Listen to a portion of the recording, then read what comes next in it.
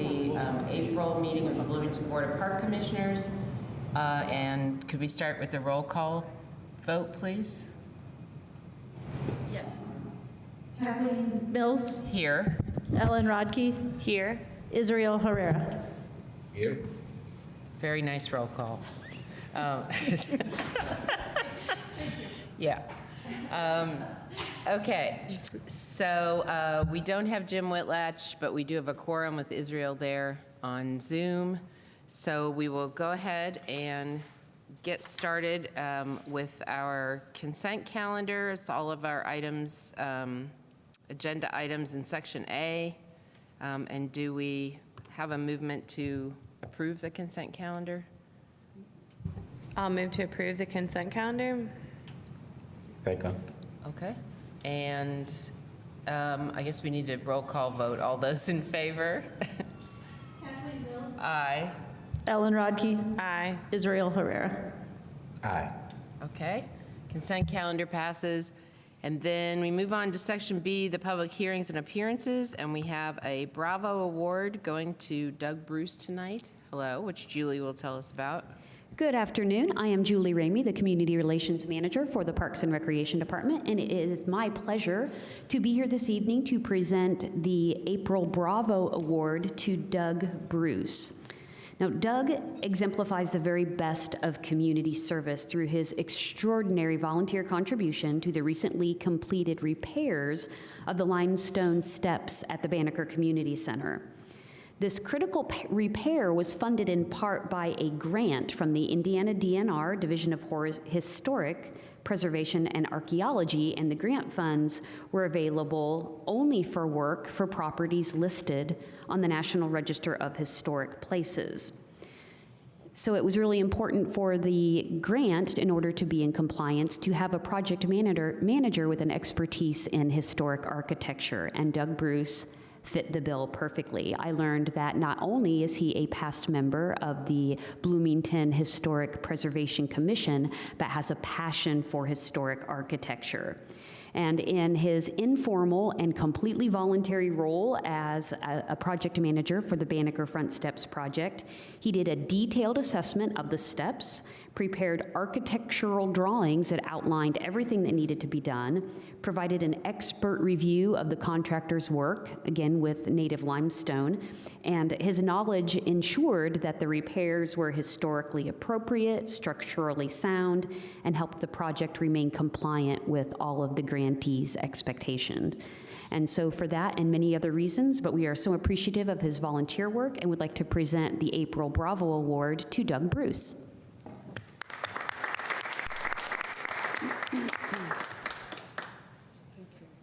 Certificate for your Thank you. and your Parks and Recreation umbrella. Would you like to say a few words? I will be brief.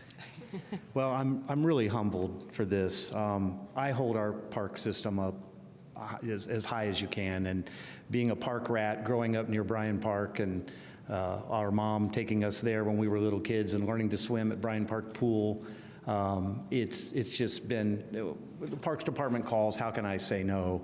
But I will say this, working with the park staff made my job easy. I mean, really, they just rolled up their sleeves and did the hard work. The drawings are what I do anyway, so they jumped in on something they may not have the most experience with and handled it perfectly. So I'll accept this award only if they get the credit as well.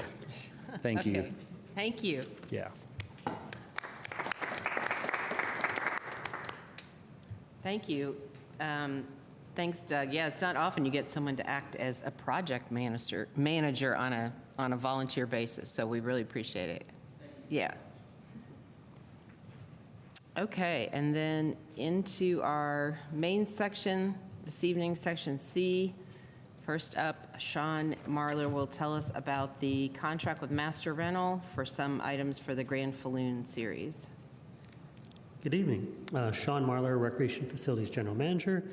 And yes, that's exactly what this is. Master rental, staff recommends approval of a contract with them to provide fencing and portable restrooms for the Grand Falloon Concert Series at Switchyard Park. The do not exceed amount is $31,620. Parks is going to be reimbursed from this amount by IU at the conclusion of it. I'm happy to answer any questions. Okay. Some construction fence and portable restrooms for the concert series that we talked about last month. So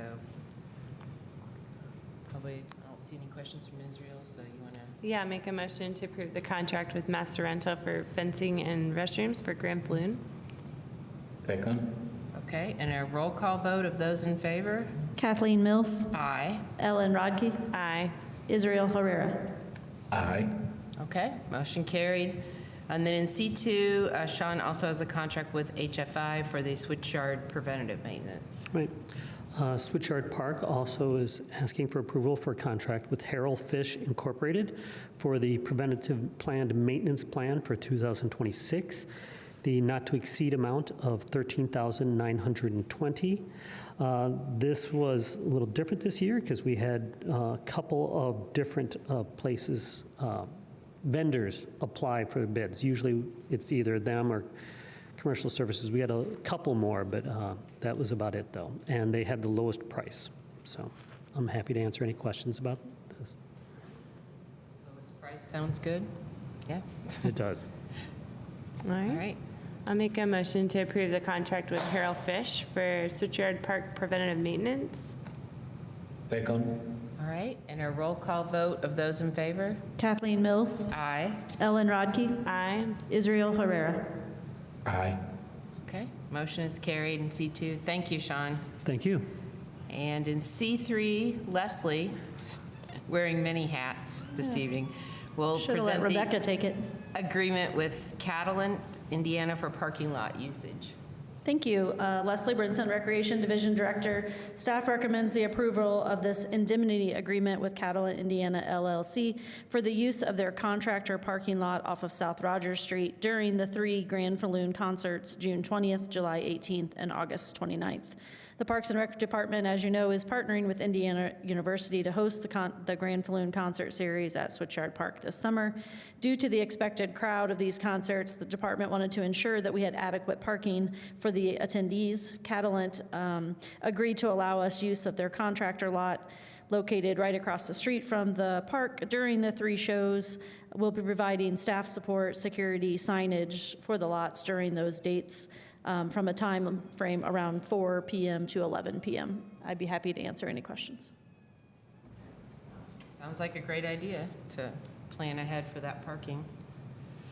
Yeah, and if I recall, didn't we at one point, they used our parking lot at Twin Lakes? So, Yes, correct. Yeah, that's a nice little exchange.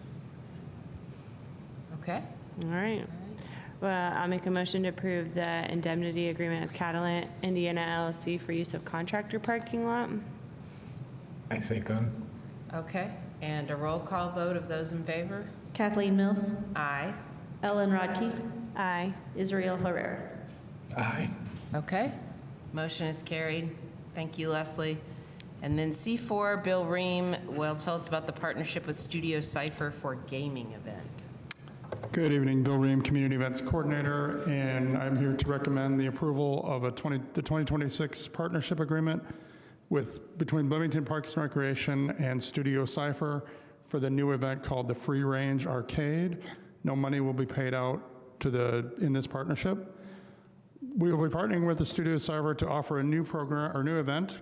It's called the Free Range Arcade. The event is designed to bring together local and regional game developers, game stores, gaming groups, and suppliers of game-related items in an interactive environment. The event will allow attendees to try out and experience a variety of new games, including mobile, PC, arcade, card, and board games, and we will also have a make-your-own board game area.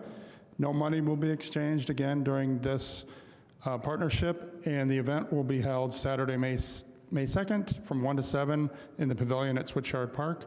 And we are looking forward to this new partnership and this new event, and I'm happy to answer any questions you may have. Okay.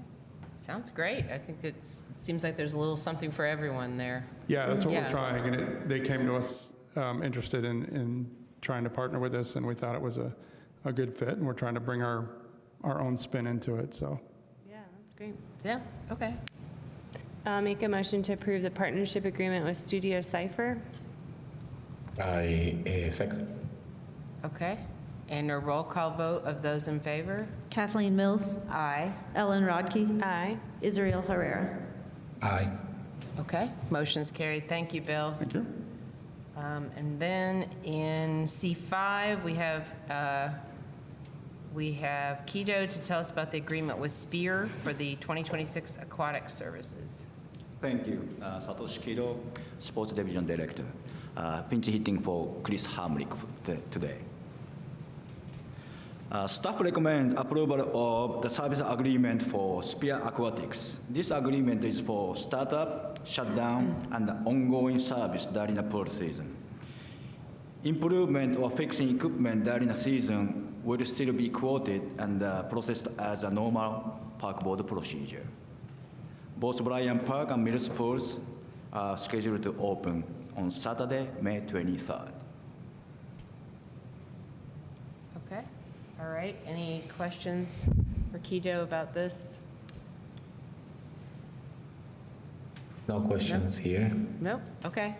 All right, I'll make a motion to approve the service agreement with Spear Aquatics. I second. Okay, and a roll call vote of those in favor? Kathleen Mills, Aye. Ellen Rodkey, Aye. Israel Herrera. Aye. Okay, motion is carried. All right, thank Thank you. you. And then in C6, Joanna Sparks will tell us about the agreement with Nature's Way for downtown planters. Yes, yeah, good afternoon. Joanna Sparks, Urban Green Space Manager, here today to recommend approval of a contract with Nature's Way Incorporated for landscaping services related to the downtown planter improvement project for planters located on the Courthouse Square. This would be for maintenance of the planter improvements that occurred last year, as well as the addition of 2 more planters, which are on the corner of Kirkwood and Walnut by the Book Corner and Trojan Horse. I'm happy to answer any questions. Oh, and one other bonus, this is funded by Public Works Department. Okay. So, And Joanna, if you can just remind me, did Parks ever maintain those planters, or was it? we did, Okay. yes. This was a new conversion to contractual maintenance in May of 2025. Okay, Yep. all right. Okay, thank you. I don't see any questions from Israel. Okay. I'll make a motion to approve the contract with Nature's Way, Inc. for downtown planter improvement project. I second.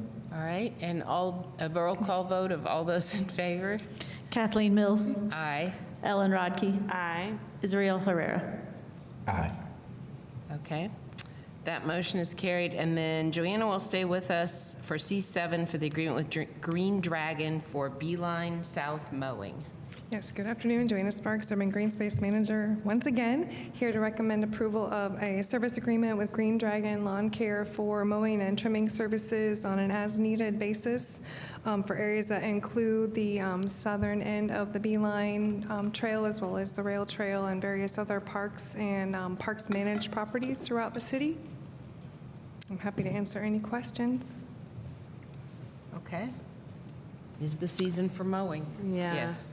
Yes, Yeah, and this alrighty. is like an addition to the one we already approved, correct? Yes, Yeah. this would be in addition to the Service 30, agreement. yes, yeah, we this did. 36 sites that are already currently being mowed contractually between 2 contractors. This would be a third Got it. for additional properties.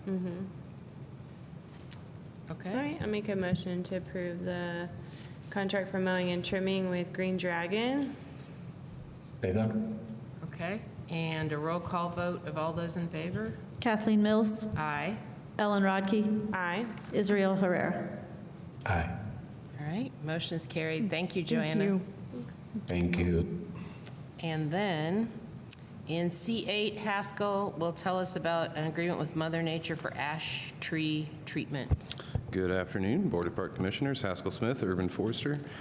Staff recommends the approval of this contract with Mother Nature Landscaping to inject 82 ash trees totaling 1,650 diameter at breast height inches around the city of Bloomington to protect them from the emerald ash borer. Amount not to exceed $20,000. Bid is sourced from our general fund revenue and a grant. Okay. And I feel like, Haskell, for as long as I've been on the Parks Board, we've been doing ash tree treatments. Is it pretty successful on the whole? For the trees that we treat, yes. Yeah. To the trees we haven't, it's not. Yeah. But yeah, it has. There's several in Bryan Park that respond well to it, and those are the ones on this list specifically that we'll probably look to treat kind of in perpetuity. Okay. Well, I liked the fact that the replacement value of these trees is almost $400,000. Yeah, So it right. seems like a pretty good deal that we're Yeah. spending 20 or less at this point for preserving them. Yeah. I'll make a motion to approve the 2026 ash tree treatment for emerald ash borer. I second. Okay. And a roll call vote of those in favor? Kathleen Mills, Aye. Ellen Rodkey, Aye. Israel Herrera. Aye. All right. Motion's carried. Thanks, Haskell. Thank you. And then we get into C9, Rebecca Swift, the acceptance of Rose Parcel Auditor's Number. I'll let you read the numbers. Thank you. Rebecca Swift, Operations and Development Division Director, and I'm here to recommend the quick deed approval of the 1.1 acres known as the Rose Parcel, otherwise known as the SOMO Parcel. So if you're wondering why I'm here again to re-recommend this, we actually only were able to accept a portion of this parcel, and Monroe County Planning Department necessitated the acceptance of the full parcel. Luckily, between now and then, we have also had those 2 dilapidated buildings removed.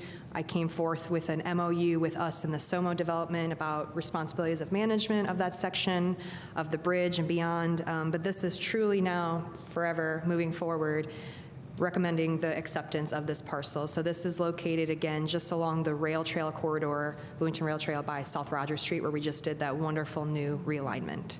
So happy to answer any questions, but this is to officially accept the deed. Okay.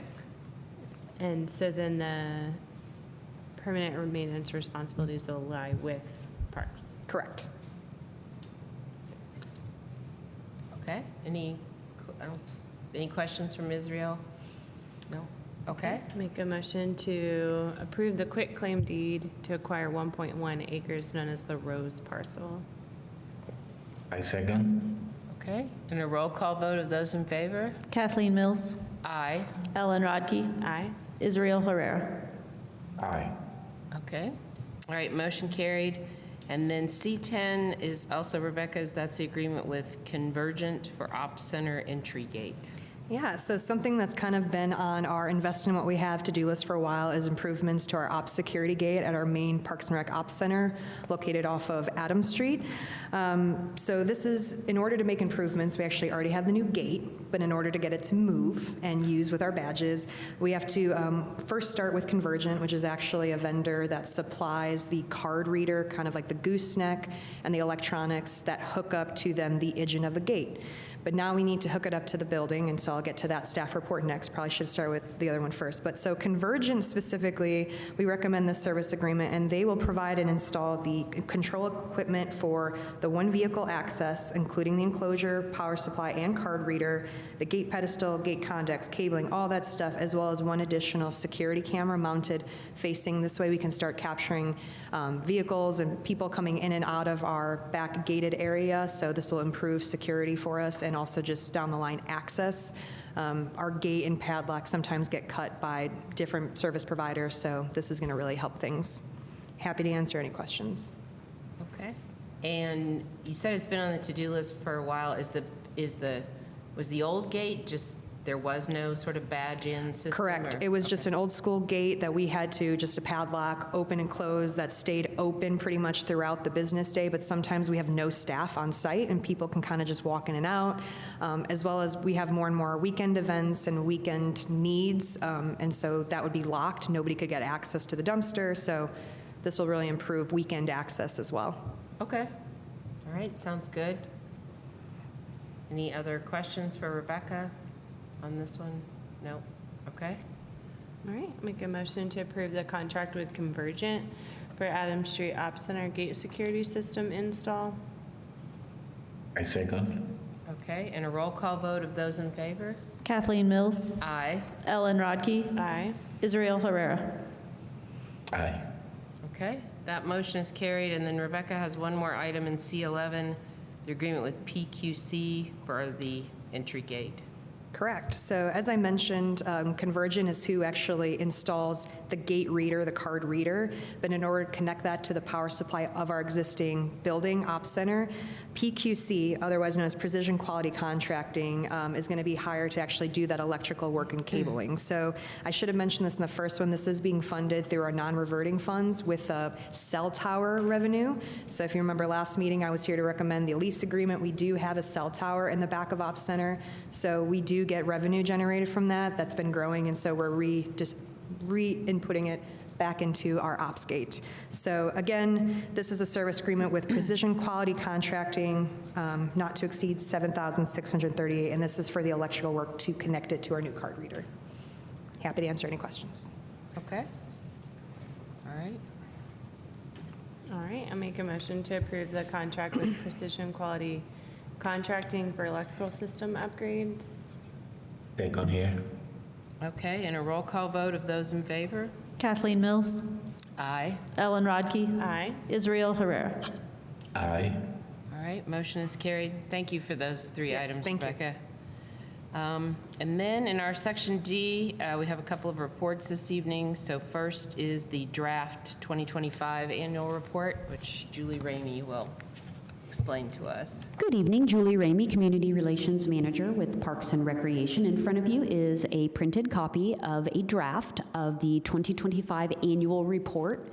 The annual report is for review of the entire last year. It includes unaudited financial data, so reports from our New World financial system, and includes our participation numbers. So there's a few bits and pieces that we still need to collect in order to have the complete annual report. So I'll come back to you at the meeting in May to ask for your formal approval of the 2025 report. Okay. Yeah, looks good. I always enjoy looking at the numbers for the different facilities and engagement. I saw 10,000. Was this on the Facebook videos? What was this number? 14 Facebook videos exceeded 10,000 views. Our digital content coordinator saw his first full year of employment in 2025, and he's rocking our social media channels. He's creating great content and doing a great job of promoting our programs, our facilities, and getting the message out about Parks and Recreation. Thank you. Yeah, great. Thank you, Julie. Thanks for the draft. Okay, and then in our D2 section is the draft master plan for the next 4 years, which Tim Street will tell us about.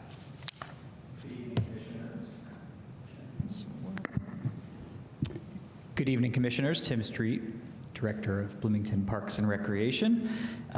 Thank you for being here tonight with us tonight. I'm going to turn it over in just a moment to Jamie Sabak, who is our master plan consultant, who's been working alongside us to help generate these results and coordinate things like the community survey and all of the public engagement that we've done.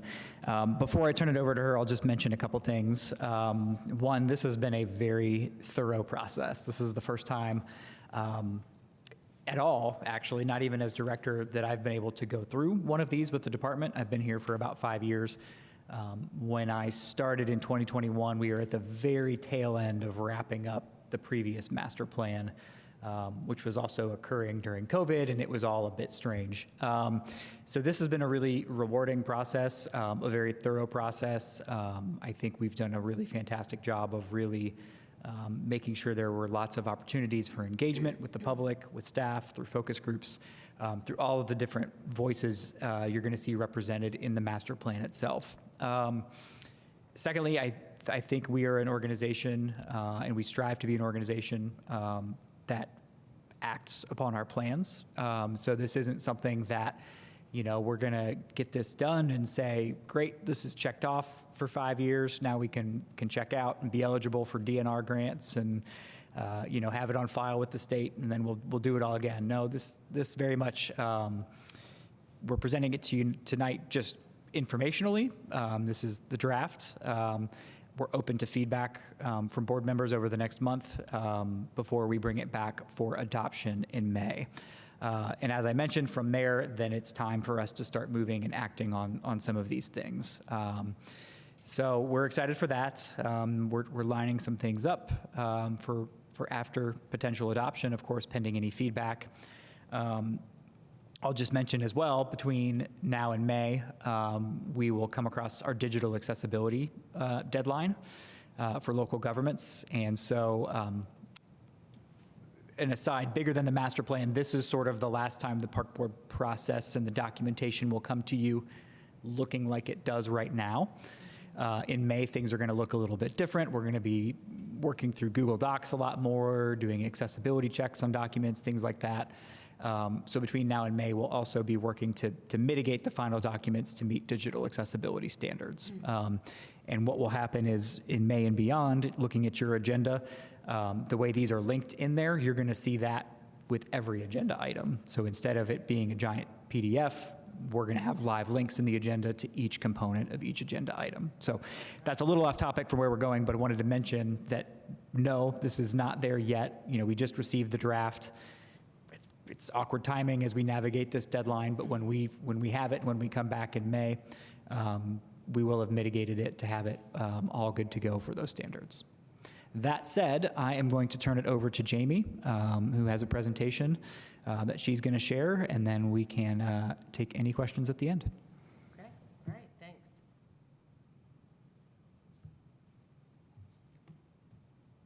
Right. Okay, quick check. Can you all hear me, and can you see the presentation? And yes. All right, thank you. Thanks, Tim. Good evening. It's a pleasure to visit with you again. I think last we had the opportunity to meet. It was to review the comprehensive engagement portion of this process. So tonight, I have the pleasure of providing you an overview of the master plan effort, along with some principal takeaways, and to give you a sense of the depth of the deliverables that have been presented to the City of Bloomington Park and Recreation Department. I have to say I've had the pleasure of, presenting these completed documents over the years. This one has been, as I think some of you know, more special to me, as I have a history with this organization. So I was incredibly privileged to have the opportunity to not only serve the City of Bloomington as an employee, but now I have the opportunity to work alongside the staff, all of you, and of course the community to present this updated master plan.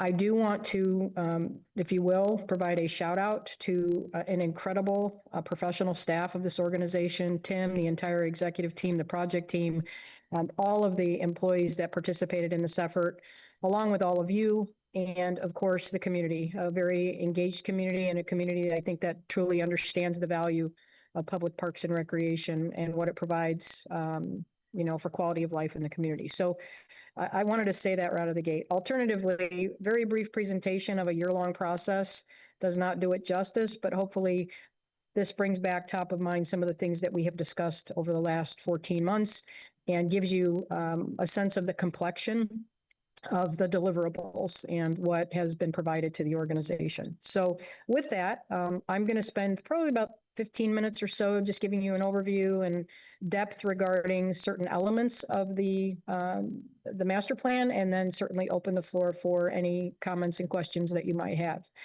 What I'm going to share very briefly is an overview of the process. We're going to dive a bit into the priorities and intended outcomes that resulted from the effort.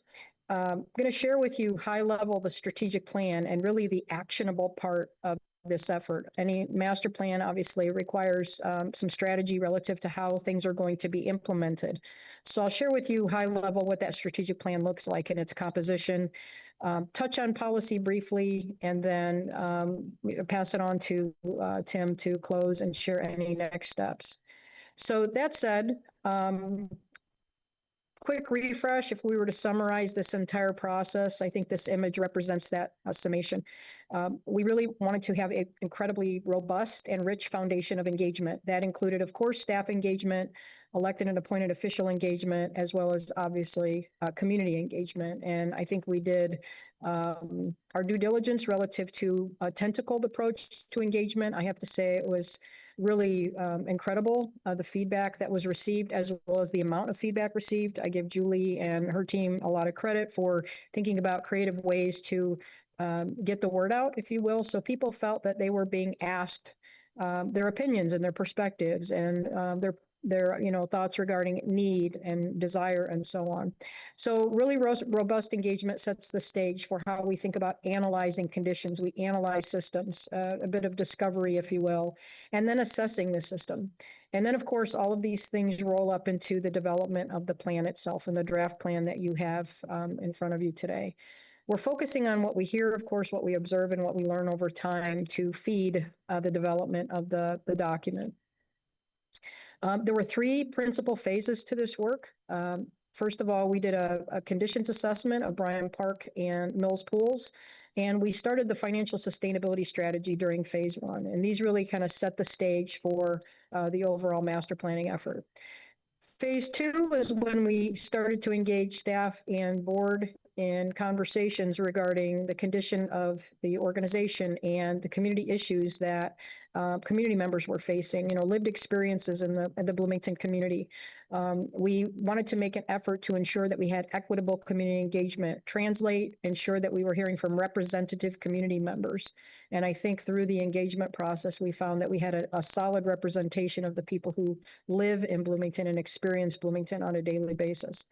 We, of course, dove into some organizational analysis work, everything from looking at ADA transition plans and, environmental commitments that the organization has made, as well as obviously just how administrative functions were working in the organization and how productive and effective they were. All of this led to identifying what organizational priorities the system would choose to prioritize, if you will, and focus its energy and efforts on in order to have the greatest impact on the community.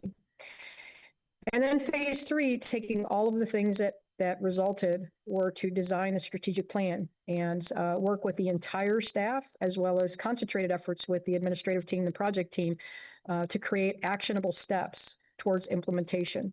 Of course, again, all of this resulting in the final master plan draft and the deliverables and this presentation this evening.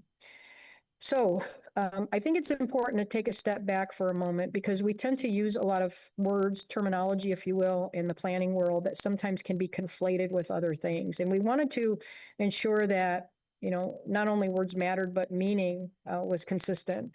And so I felt it important to call out some of the terms that you hear often in plans and how this linked to the ultimate master plan document that you have in front of you tonight. So first of all, when we talk about community issues, all those things that we heard by way of staff engagement, community engagement, of course, meeting with you, we're attempting to identify what the key, called it business issues, were. Essentially the highest priority problems affecting the department and or the community, or anything that may be perceived as negatively affecting the system. So these issues become, if you will, a bit of an umbrella, which is counterintuitive to how this is built out, but an umbrella under which we start thinking about construction of the plan. These issues feed how an organization begins to identify its priorities, like these broad-based statements of intention. What is it we're working towards affecting and resolving? So the issues essentially become a feed to identifying priorities. Those priorities, of course, will be impacted, influenced, improved by way of actionable steps that a system takes. Actions, very simply, are intended to be these outcome-oriented moves the organization, in this case, the department, is going to take to advance a strategic priority, again, influence or impact it. And actions require a number of tasks. So we have a strategic plan as part of this work that includes a number of actions. You're not going to see a granular list of tasks, rather these outcome-oriented moves, these actions in the action plan that resulted from this work. And the capstone here, which I think must be addressed, is the fact that every organization wants to think about what is it they're trying to do in a system. You know, what are those results and objectives they're trying to realize as a result of their work? And so these building blocks essentially fed the development of the plan and fed the development of the strategic plan, the actionable steps that Bloomington Parks and Recreation will take to affect priorities and obviously resolve best it can issues in the community. So where did this lead? It led to the development of a very comprehensive plan. As mentioned, it was a robust process. It was quite comprehensive. We dove into everything from, you know, infrastructure to financial sustainability to community needs to community desires, looked internally, discovery efforts around the organization's function. And so we have a draft plan. You see an image of that plan on the left of the screen and a number of supplements. You can think about them as attachments, if you will. We had supplement A being the engagement report. This is what we reviewed with you a few months back. It's the comprehensive view of what we heard from staff, elected, appointed officials, as well as community members. Supplement B was the comprehensive community engagement summary. So the survey essentially was in a separate document, a quite robust review of everything we heard by way of that survey. There's another supplement, Supplement C, which is the pool conditions assessment report. This was the concentrated effort to assess the condition of both Bryan Park and Mills pools. Supplement D was the financial sustainability strategy report, which includes a high-level overview of all of the data analysis, the cost of service analysis, as well as obviously the resulting strategy from that work. And then we had Supplement E. You can see Leslie's smiling face on that report there. This was the providers network and inventory report. We had an opportunity to visit with a number of representatives from different providers, nonprofit, private and public sector, leisure service providers, and allied providers to identify who is providing what in the community, to best reduce duplication, to fill gaps, to understand how we can work together in a very productive, efficient way, and strengthen existing relationships. So all of these were the documentation that resulted from all of the work that was completed. The priorities of this process were the four you see on the screen. We had community impact, the priority of how do we impact the community, how do we continue to impact the community in the most productive, positive way, how can we prioritize investing in what we have, taking care of our existing infrastructure, becoming a financially sustainable organization, continuing to stay on the path of responsible fiscal stewardship, and then having a strong, connected BPR team, essentially ensuring that those who do the work on a daily basis are strong, they're connected, and they're thriving. To feed a strong culture and system. I wanted to break down each of these priorities for you in terms of what those intended outcomes were that I just referenced a bit ago. The intended outcome by way of prioritizing community impact is that you have seamless and accessible user experiences on behalf of the community, that you have inclusive spaces that serve all residents, that you have stronger community connections and a sense of belonging in the community, that you've created protected and resilient natural systems, and that there's clear demonstration of community value and impact. Again, these are the intended outcomes by way of actionable steps that align with those priorities that have been identified. That second priority area, invest in what we have, the intended outcomes, putting energy, resource, actionable steps towards this priority will result in proactive and coordinated asset management, reduce deferred maintenance, and improved system resilience and reliability, higher utilization and performance of existing assets, consistent, efficient operations across the entire system, and an environmentally sustainable and resilient infrastructure. That third priority, financial sustainability, the intended outcomes of this priority are a clear understanding of the cost and value of services, internally as well as externally, more diverse and reliable revenue streams, consistent and transparent financial decision-making, capital investments that align with long-term capacity, and improved financial performance and operational efficiency.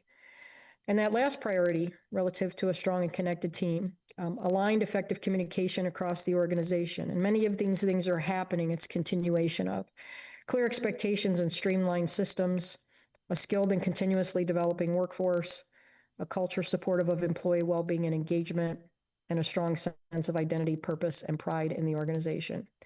And of course, we know we can identify priorities and we can identify outcomes, but we really need to be thinking about how are we going to make these things happen.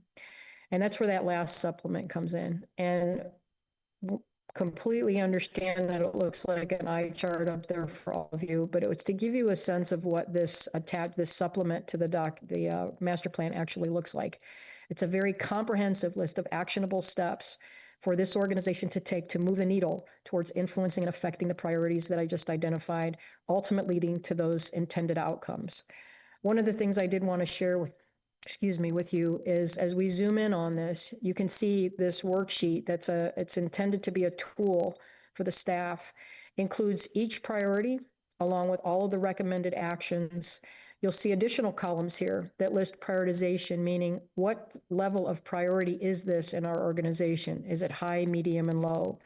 And there's some qualifying and quantifiable statements that have directed the staff to make very informed decisions about whether something is actually a high, medium, or low priority. Alternatively, each action has an attached resource requirement. Essentially, is this going to take a lot of time and money to complete, high, medium, and low? You also notice every action has an assigned staff lead and team, as well as an anticipated timeline for completion. So this, again, is intended to be a tool that's useful for the organization moving forward over this 5-year window. I do want to mention that each priority has a different number of actionable steps. Priority 1, there are actually 27 actions identified. For priority 2, 18. For priority 3, 19. And that fourth priority, a strong and connected BPR team, has 11 actionable steps for a complete total of 75 actions. The last thing I'll share about the strategic action plan is this is the part of the master plan that becomes less static. Essentially, the intention is this is reviewed annually for updates to ensure its relevance. Things changed incredibly dynamically today, as you all know, economically, environmentally, socially. So it's incumbent upon the organization to keep tabs on productivity, certainly, and completion, but also ensure that there's relevance for all of the actions as time moves on. That said, as I conclude this overview, we have provided the team a policy draft relative to financial sustainability, and this is in process. The draft has been presented to Tim for review, and this is expected to be something that he will bring to you and bring forward at a later date as it's modified and adjusted and prepared for a work session and ultimately adoption. So with that, I'm going to go ahead and take any questions that you might have and for me, and then turn it over to Tim. I don't have any questions at this time. Thank you, Jamie, for that information and for the previous meeting we had in person with you with all the details. Any questions from Israel or Ellen? No, thank you for sharing the information, Jamie. I would say for now we can go to Tim and then we might have questions after that. Okay. But thank you so much, Yes. Jamie. It's nice to see you again. Thank you. Thank you, Jamie. I don't have a whole lot to add on that, and I think we want to get to probably public comment here in a second, but just want to mention that if you want to get to sort of where the rubber meets the road with the report, go to the strategic action plan, because that is how we are deciding to respond to everything that we've discovered and heard. Some of this is, stuff we've kind of known all along. Obviously, we entered into the master plan process specifically looking for a focus on financial sustainability. So there's some things there that we've talked about, themes, et cetera. And there's other things that have emerged from our feedback survey, et cetera. I think we've done a really good job clarifying our priority goals and actions underneath them to have that be a living document, but without getting into the minutia. I think we've done that in the past, a little bit of sort of day-to-day divisional operations and reporting some of that stuff out. So I think we've honed in that really well. That part is living, but I think that's the clearest place to go look and see, well, what are we doing in response to this? That's where we're going to begin. Not every decision is made in there, of course. Some of them reference needing to make decisions in collaboration with the park board. That will be coming up very soon. So Thank you for listening. We will revisit this next month for potential adoption, and if there are questions that come up in the meantime, please route them my way, and I can work with Jamie and staff to ensure those are addressed before we bring it back. Okay. I guess I'll just say I do have one edit on page 16. It references the University of Indiana. Oh, Uh-oh. yeah. Uh-oh. Good catch. We'll fix that. Okay, all right. Thanks again, Jamie, and thank you, Tim. And then in our section E, we can take any public comment here in person or also online. You can raise your hand online if you're watching that way. We do have one online. Yes. Brandon, you should be able to unmute yourself. Hello, can I turn on my camera? Camera, just your audio. Totally fine. Kathleen, how much time did you want to allot for this? We usually allow for Brandon for 2 minutes. All right, sounds Yeah. good. I prepared a script for 3 minutes, but I'll try to read it as fast as I can. Okay. All right. Good afternoon, Director Street, President Mills, and members of the board. My name is Brandon Bothwell. I'm an employee of the city security contractor, Marshall Security and Investigations, MSI, or rather, I was until today. This afternoon, after I formally reported wage theft and submitted my 2 weeks notice of resignation due to unethical practices, MSI leadership terminated me immediately. I'm here to report both systematic wage theft and clear whistleblower retaliation. For months, I have documented MSI leadership manually adjusting my timesheets to reflect fewer hours than I worked, specifically omitting time spent handling critical park emergencies or training to avoid paying overtime. I have evidence of this manipulation, including original logs compared to shortened payroll records and recorded admissions from MSI leadership that they were manually cutting my hours despite my accurate time clock entries. Yesterday, I sent a formal email to Director Tim Street in the city's attorney's office detailing these concerns. Shortly after making this report and submitting a 2-week notice, I was let go. In Indiana, and under City of Bloomington's contract standards, retaliation is a serious violation. This is a clear attempt to silence me and prevent this evidence from reaching you. I'm requesting that the board take the following immediate steps. Halt any upcoming contract renewals or payments to MSI until a full independent audit of their payroll and labor practices is completed. Review the legality of my termination today as a breach of the city's contract compliance and anti-retaliation policies. And lastly, initiate a formal investigation by the city legal department into these manual adjustments that defraud both workers and taxpayers who fund this contract. I have all the documentation ready for the legal department. I ask the board to stand behind its own ethics ordinances and ensure that contractors who manage our public spaces are held to the law. Thank you for your time today. All right. Thank you for that, Brandon. And you've been in touch with Tim. You've received something from? Yes, and it was passed on to the city's legal department. Okay. All right. Thank you for that. Any other public comment here this evening? Okay. And no one else online? Okay. All right. Then we will go back to Tim for any more announcements upcoming and. Great. As usual, I like to share a few things going on in this time and just mention the happenings. There's always good things, especially this time of year. First of all, thank you, Leslie, for being our co-pilot this evening. Like you said, great roll call.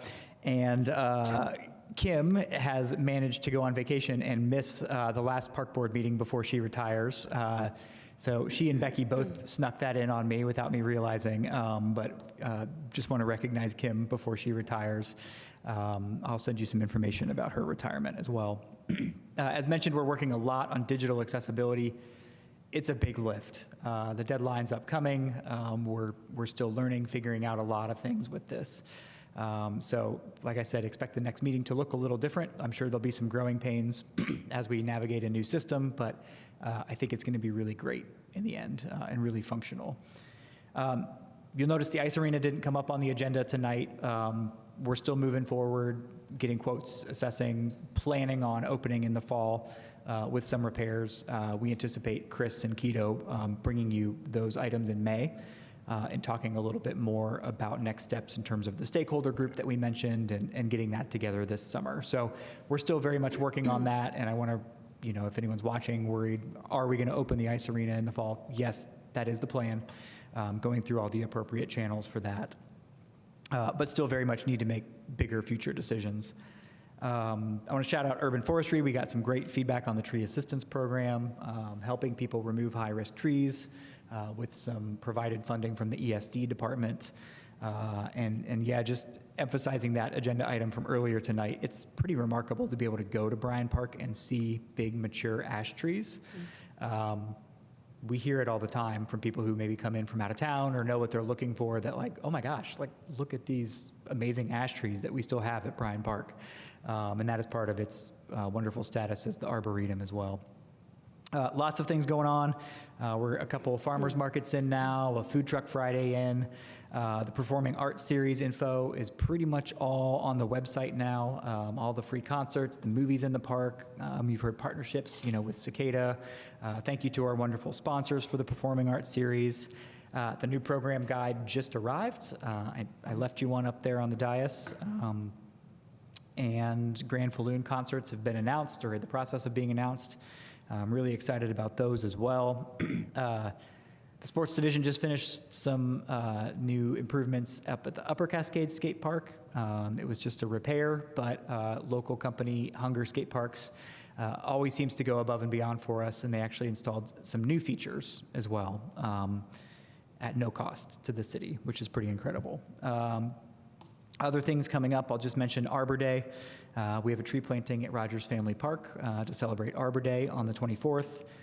Children's Expo on the 26th. Bill mentioned the Studio Cypher event in May. The Senior Expos, the 50 Plus Expo is in early May. Pools open May 23rd, so busy season. And Griffey Boathouse also opens daily in May. So lots of things going on. We will reconvene for our May meeting on the 21st at 5 p.m. Okay. Earth Day is this Saturday as well. I missed one. Thank you. And even though Kim Clapp is off on her well-deserved vacation, just, yeah, for the record, I mean, we all hope she has a wonderful retirement. The reason we're able to do what we can do up here is because she is completely organized with packets and answers all of our questions and makes sure we have a quorum and signatures are all taken care of and everything. So well-deserved. Congratulations, Kim, wherever you are out there vacationing. All right, and with that, I will adjourn the April meeting of the Bloomington Board of Park Commissioners.